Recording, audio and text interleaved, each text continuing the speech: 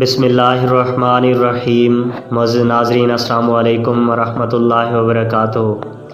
معزز ناظرین، آج کی ویڈیو ایک ولی اللہ کے سبق آموز اور ایمان افروز واقعے کے متعلق ہے۔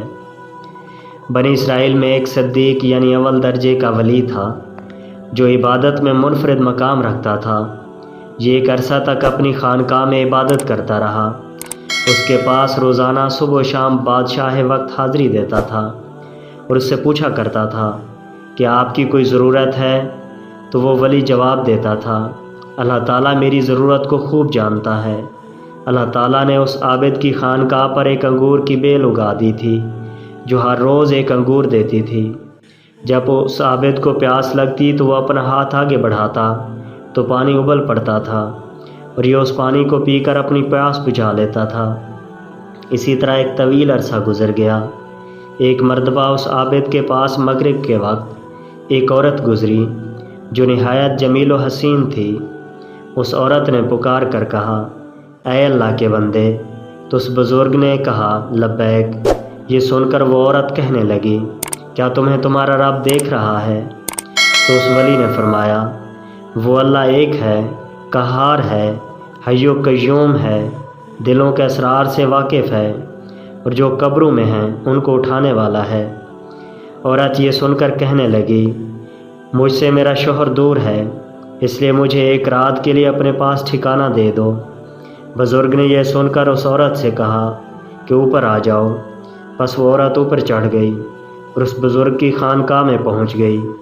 وہاں پہنچتے ساتھ ہی اس عورت نے اپنے جسم سے کپڑے اتار پھینکے اور ننگی کھڑی ہو گئی اور اس عابد کے سامنے اپنا ننگا بدن ظاہر کر دیا۔ یہ منظر دیکھ کر اس بزرگ نے اپنی آنکھیں بند کر لیں اور فرمایا، تو تباہ ہو جائے، اپنے آپ کو ڈھانپ لے۔ یہ سن کر اس عورت نے جواب دیا، تیرا کیا جاتا ہے؟ اگر تو آج رات مجھ سے فائدہ اٹھا لے۔ تو بزرگ نے یہ سن کر اپنے نفس سے مخاطب ہو کر کہا، اے نفس، تو کیا کہتا ہے؟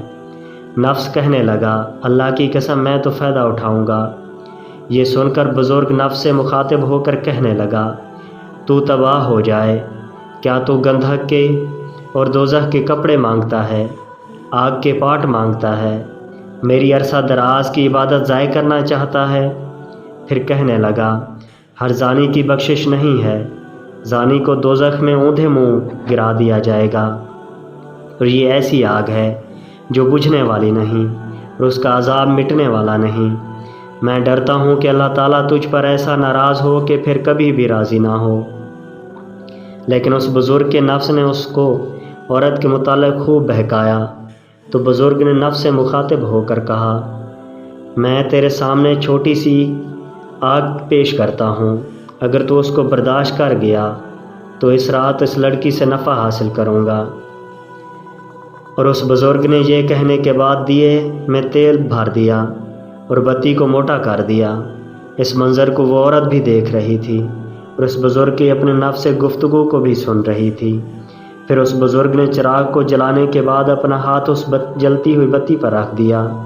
یہ بتی جل رہی تھی لیکن اس بزرگ کے ہاتھ کو نہیں جلاتی تھی۔ یہ دیکھ کر بزرگ چیخ کر کہنے لگا، تجھے کیا ہوا ہے؟ تو جلاتی کیوں نہیں؟ تو وہ بتی اس کا انگوٹھا کھا گئی، یعنی جل گیا، پھر اس کی انگلیاں کھا گئی، پھر اس کا ہاتھ کھا گئی۔ یہ منظر دیکھ کر اس عورت نے زوردار چیخ ماری اور دنیا سے کوچ کر گئی۔ پھر اس بزرگ نے اس عورت کے جسم کو اس کے کپڑوں سے ڈھانپ دیا۔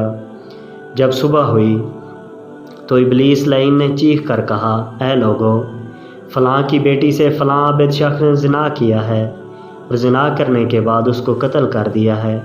چنانچہ جب یہ خبر بادشاہ تک پہنچی تو بادشاہ اپنے لشکر اور رعایا کے ساتھ سوار ہوا اور عبادت خانے تک پہنچ گیا جہاں وہ راہب عبادت کیا کرتا تھا۔ وہاں پہنچ کر بادشاہ زور سے چیخا تو عابد نے اس کو جواب دیا۔ بادشاہ نے عابد سے پوچھا کہ فلاں کی بیٹی فلاں کہاں ہے؟ عابد نے کہا، یہیں پہ میرے پاس موجود ہے۔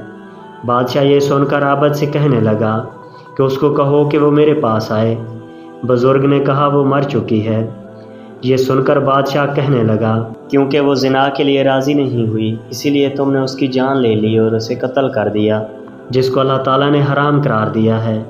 پھر بادشاہ نے غضبناک ہو کر اس عبادت خانے کو گرا دیا اور عابد کی گردن میں زنجیر ڈالی اور اسے گھسیٹنے لگا اور عورت کی لاش کو اٹھا لیا گیا، اس عبادت خانے کو گرا دیا گیا۔ اس وقت کے لوگوں کا دستور تھا کہ زانی کو آرے کے ساتھ چیر دیتے تھے۔ عابد کا ہاتھ جو رات کے واقعہ میں جل گیا تھا، اسے عابد نے آستین میں چھپایا ہوا تھا۔ وہ عابد واقعے کی حقیقت کسی کو نہیں بتا رہا تھا۔ چنانچہ آرے کو عابد کے سر پر رکھا گیا اور جلادوں کو حکم دیا گیا کہ آرا چلا دو۔ چنانچہ حکم ملتے ہی جلادوں نے تعمیل کی اور آرا چلا دیا۔ جب عابد کے دماغ تک پہنچا تو اس کی آہ نکل گئی۔ اللہ تعالیٰ نے جبرائیل علیہ السلام کی طرف وحی فرمائی کہ اس کو کہو کچھ نہ بولے، تیرا صبر دیکھنا چاہتا ہوں۔ اس صدمے نے میرے عرش برداروں کو، میرے آسمان کے مکینوں کو رلا دیا ہے۔ مجھے میرے غلبے اور جلال کی قسم، اگر اس عابد نے دوسری مرتبہ آہ نکالی تو میں آسمانوں کو زمین پر گرا دوں گا۔ چنانچہ اس عابد نے دوسری مرتبہ کوئی آہ نہیں نکالی اور نہ کوئی بات بتائی، حتیٰ کسی حالت میں اس کا انتقال ہو گیا۔ چنانچہ جب وہ فوت ہو گیا تو اللہ تعالیٰ نے اس مردہ عورت میں روح لوٹائی جو عابد کا عمل دیکھ کر دنیا سے کوچ کر گئی تھی۔ تو عورت نے لوگوں سے مخاطب ہو کر کہا، اللہ کی قسم، یہ مظلوم ہو کر فوت ہوا ہے، اس نے زنا نہیں کیا تھا اور میں ابھی تک کنواری ہوں۔ اس کے بعد اس عورت نے گزشتہ رات کا سارا واقعہ لوگوں کے سامنے بیان کیا۔ جب لوگوں نے اس کا ہاتھ نکالا تو جیسا لڑکی نے بتایا تھا ویسا ہی جلا ہوا تھا۔ یہ دیکھ کر لوگ کہنے لگے کہ اگر ہمیں علم ہوتا کہ اصل حقیقت کیا ہے تو ہم کبھی بھی اس کے جسم کو نہ چیرتے۔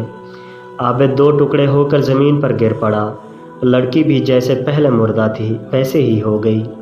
پھر ان دونوں کو دفنانے کے لیے قبریں کھودی گئیں تو اس میں کستوری، عنبر اور کافور کی خوشبوئیں مہک رہی تھیں۔ اور پھر دونوں کا جنازہ پڑھنے کے لیے ان کی میتوں کو لایا گیا تو ان کو آسمان کی طرف سے منادی دی گئی، صبر کرو یہاں تک کہ فرشتہ ان کے جنازے پڑھ لیں۔